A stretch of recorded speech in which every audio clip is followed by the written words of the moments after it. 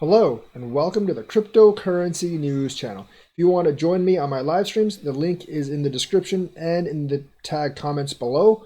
I'm streaming on my backup channel, Good Free Photos channel. Join me every weekday and Saturdays for my streams. Also, check out the Crypto Daily Update channel. That is one video per day encompassing all the great crypto news for the day. That's also in the comments in the description. Also, please join me on Twitter. If anything happens on this channel, I will let you guys know on Twitter because YouTube is randomly striking people. Now, let's actually get on to the news. Vechain actually has, Sunny Liu actually let something big leak on his actual interview with Cointelegraph. Now, the big thing is he actually mentioned that there was an NDA with a big vaccine tracing program and Vechain. I wonder what that could be. We know for a fact that he actually that Vechain in Shanghai has actually been tracing vaccines for a while, and this probably is relating to the national platform. Of course, I'm speculating some, but he did actually mention that there was an NDA and he couldn't talk more about it on a vaccine tracing program. So I'm guessing that Vechain is at least a part of the national vaccine tracing program. I cannot actually confirm that because the NDA, he didn't really say anything more. It could be something with just Shanghai, but I'm going to guess it's probably something with the National Vaccine Tracing Program. I do believe him, like that the NDA does exist and they are taking part of that. Plus, like if you're already tracing vaccines for one of China's largest cities, it makes sense that they would incorporate you into the national program. So great news for Vechain, but that has to be confirmed before the price can actually do anything. And like obviously a lot of this like stay-at-home stuff has to lift before the price can do anything. But that is really, really big news for Vechain. But otherwise, the Cointelegraph interview actually generated a lot of interest. And there's like the Vechain industry assessment. Their managerial levers that they're actually pulling are remote working, which almost every company is doing, resource optimization, enhanced core infrastructure, client disruption, physical implementation issues. Obviously, like they have to implement some server-side stuff, like physically. They can't go there. That's actually like very, very hard. But new use cases, the vaccine tracing NDA stuff, but also like medical data sharing concerning treatment and confirmed cases. Vechain's already using that as well, and also the N95 mask. Obviously, Vechain is focusing on enterprise use clients, so if you don't see a lot of dApps from Vechain on dApp Radar, it's not a big deal. That's not really their primary market.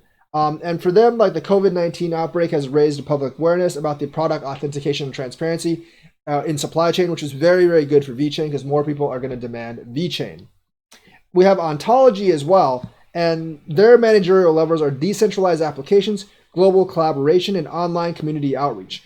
Key predictions, they think there's going to be faster international commerce and adoption of cross-border cryptocurrency payment systems. Obviously, this is kind of like the same thing that XRP and XLM is in, but they're actually a Chinese company, so they might have a leg up on China.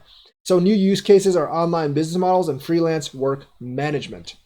They're also focusing a lot on freelance work management. They've actually teamed up with some freelance platforms to actually get payments to freelance workers faster. So that's a completely new use case for Ontology. So Ontology are actually working on new use cases, and I believe that they're going to have a couple of things for the future as well. They also have compatibility and cross-chain functionality with Ether and Bitcoin. So that's something to look forward to for Ontology. There's this new blockchain called, well, not new, there's this blockchain called Platon I don't know too much about. They're trying to create, their managerial levers is to create online control systems, adjust organizational structure, and leverage community developers through grants. And they predict there's going to be strong demand for blockchain from governments and enterprises and need for privacy-preserving blockchain networks. They're obviously going to do more stuff with privacy and the need to provide privacy. That's going to be very hard in China for transactions and stuff like that. There's also Quark Chain. They're also pretty heavy in the financial field, and they're about the new use case they have is open and trustable information sources, such as a solution to track COVID-19 data. They have enhanced R&D and focus on technology. They're definitely a technology-driven company, and they said like during this outbreak, like China's began to rethink how to build up more advanced infrastructures to better respond to large-scale events like public health crisis. So they're going to be behind a lot of the technology stuff. In terms of cryptocurrency exchanges globally, people are realizing the advantages of an exchange that's basically up 24/7. And this is going to benefit digitalization and blockchain-driven economy. Obviously, the 24/7 business continuity. In terms of OKX, they're going to really focus on DeFi. Yes, DeFi has its problems, but it's still pretty good for the future, and they're going to focus on more DeFi products for OKX. For Binance, their managerial levers are like they're going to expand the team. They're going to expand the philanthropy. Obviously, that's a really great PR opportunity. They're going to upgrade internal communications tools. And for Binance, they're actually expanding their team across all regions by about 100 employees. So they're doing a lot of PR. They actually believe that quantitative easing will create long-term inflationary pressure, and they're actually doing new products. Like we all know that doing new products, like futures margin and stuff like that, and that's where they're going to be directing their growth. They're also going to have to do with some with CBDCs. They're probably going to become like an exchange place for CBDCs because Binance will be able to exchange like one currency for the other directly.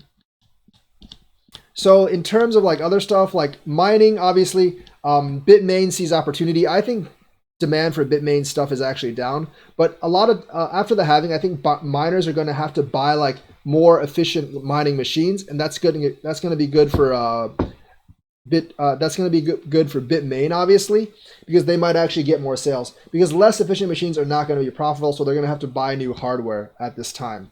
So basically, the COVID-19 has spurred on technological development in blockchain across all these industries. Vechain obviously is heading the game, being part of the vaccine tracking and like for medical tracking as well.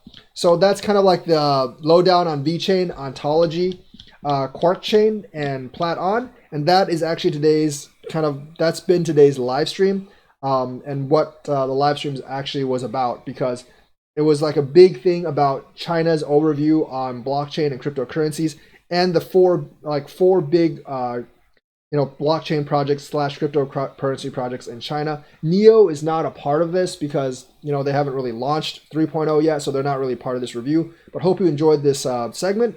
And that's kind of the recap for today. Please join me on Twitter as well. And remember to like and subscribe. Thank you and have a nice day.